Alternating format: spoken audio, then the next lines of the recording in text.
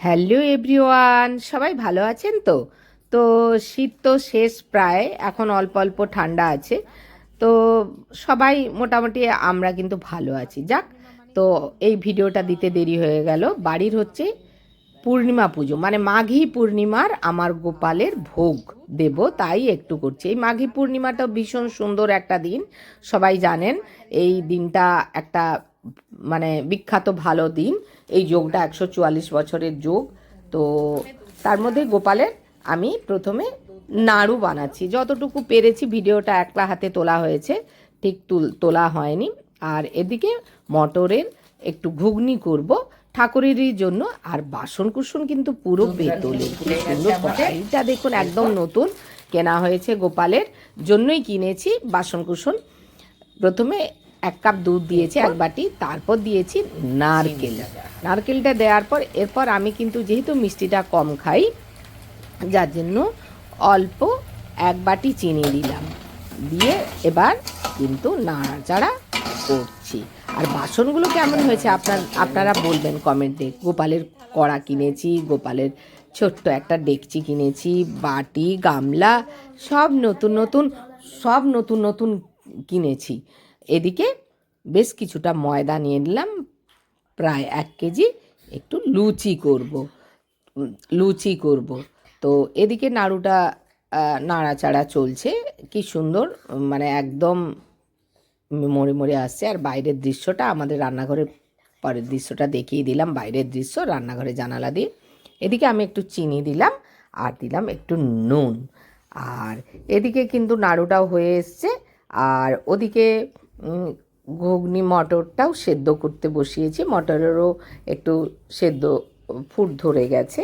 আর এদিকে এর সঙ্গে একটু নুন, চিনি আর একটু তেল দিয়ে দিলাম। আমি কিন্তু আমার মাখানাটা একটু আমাদের অন্য রকম, দেখুন, নুন চিনি তেল দিয়ে। আর কিন্তু না মাখিয়ে এর মধ্যে আমরা কিন্তু জল দিয়ে একটু রেখে দেব, দেখবেন কি সুন্দর সফট আর নরম কিন্তু এর মধ্যে হয়। কিছুক্ষণ বাদে মাখি, জল দিয়ে দিলাম, দিয়ে আমরা কিন্তু একটু রেখে দিলাম। এরপর কিন্তু আমাদের নাড়ুটা, রসটা, চিনিটার রস শুকনো হয়ে গেছে, একদম হয়ে গেছে অলরেডি, একদম কি বলবো, কমপ্লিট। কি সুন্দর, আর চিটটাও সুন্দর হয়েছে, না হলে তো নাড়ুটা পাকানো যাবে না। তো তো নাড়ু তৈরি করতে পারবো না। একদম আমাদের গ্যাস অফ করে দিয়েছি, একদম নাড়ু রেডি। এরপর ঢেলে নিলাম। এরপর কিন্তু একটু ঠান্ডা ঠান্ডা হলে আমরা নাড়ুটা আস্তে আস্তে বানিয়ে নেব। এদিকে বললাম মটরের কিন্তু ফুট ধরে গেছে, মটর সেদ্ধ হয়ে এসছে। আর এদিকে এরপর কিন্তু আমরা দেখছেন মটরটা সেদ্ধ হয়ে এসছে বেশ, আর একটু অল্প বাকি,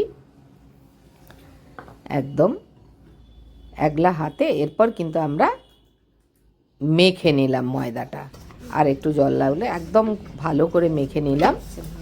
কমপ্লিট হয়ে যাচ্ছে আস্তে আস্তে ধীরে ধীরে। আর কি সুন্দর সফট, একদম দেখবেন ভীষণ সফট হয়। আমরা এইভাবেই মেখে কিন্তু রেখে অন্য কাজ করি। তার মধ্যে একটু তেল দিয়ে দিয়েছি, দিয়ে 10 মিনিটের জন্য আমরা একটু কি করব, রেস্টে একটু মেখে আমরা একটু রেস্টে রেখে দেব। এইভাবেই করবেন, দেখবেন লুচি খুব সফট নরম হয়। এদিকে কিন্তু নারকেলের কাতটা ঠান্ডা হয়ে গেছে, একটু ঠান্ডা না হলে তো নাড়ুটা পাকানো যাবে না।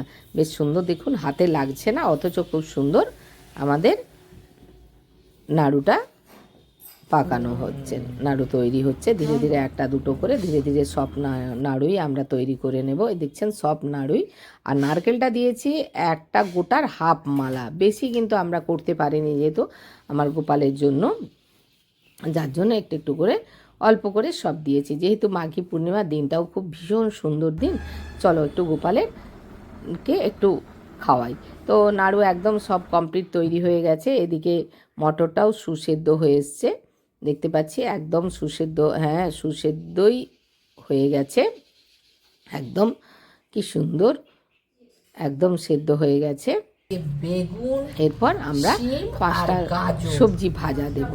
তো এক হাতে সব কিছু করা হচ্ছে। এদিকে ঠাকুরমশাই তো প্রায় এসেই গেছে, কাটা আমাদের কমপ্লিট। বেগুন, গাজর, শিম, কুমড়ো আর আলু, এই 5টা আমাদের দেওয়া হয়েছে। এর সব কাটা কমপ্লিট হয়ে গেছে।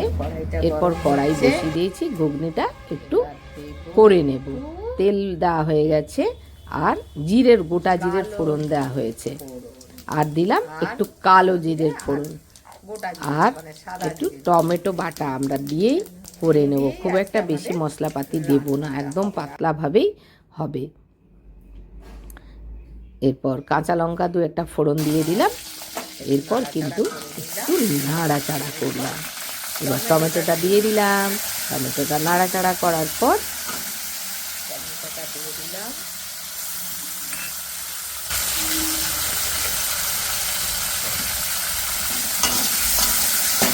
নাড়াচাড়া হচ্ছে টমেটো একটু ভাজা ভাজা হয়ে এলে আর দিয়ে দিলাম নুন দিয়ে দিলাম।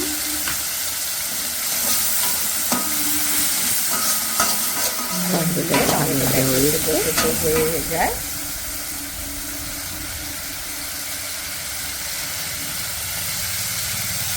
একটু নুন আর একটু নুন দিয়ে দিলাম, একটু নুন আর একটু অল্প চিনি দিয়ে দিয়েছি, দিয়ে একটু নাড়াচাড়া করতে হয়ে যাচ্ছে। এরপর আমি কিন্তু মটরটা সেদ্ধ করে আমরা ঝারিয়ে রেখেছি, জলটা কিন্তু ঝারিয়ে রেখেছি। এদিকে মশলাটা ভালোই কষা হচ্ছে, টমেটোটা প্রায় ভাজা ভাজা হয়ে এসেছে, হয়ে এসছে। এরপর কিন্তু হয়ে গেছে। এরপর আমরা মটরটা দিয়ে দিলাম, মটর দিয়ে আমি জল দিয়ে দিলাম। বাস একটু ফুটলে ঘুগনি রেডি হয়ে যাবে, একদম রেডি হয়ে যাবে। আর এদিকে বাকি রইল লুচি আর ভাজাভাজি। এরপর সব কাটা কমপ্লিট করে ফেলা হয়েছে, কি সুন্দর করে ধুয়ে তাকে একটু নুনটা মেখে রেখে দিয়েছি। এদিকে মটরও হচ্ছে, ঘুগনিও হয়ে যাচ্ছে। এদিকে ঠাকুরের প্রসাদ রেডি, আর ছবি তুলতে হয়নি।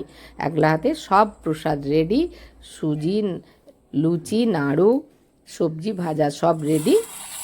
আর ভিডিওটা ঠিক মতন ভালো করে আমি তুলতে পারলাম না, একলা হাতে ঠাকুরমশাই এসে গেছেন, ঠাকুরকেও ভালো করে একটা দেখাতে পারলাম না। এখানেই আমার ভিডিওটা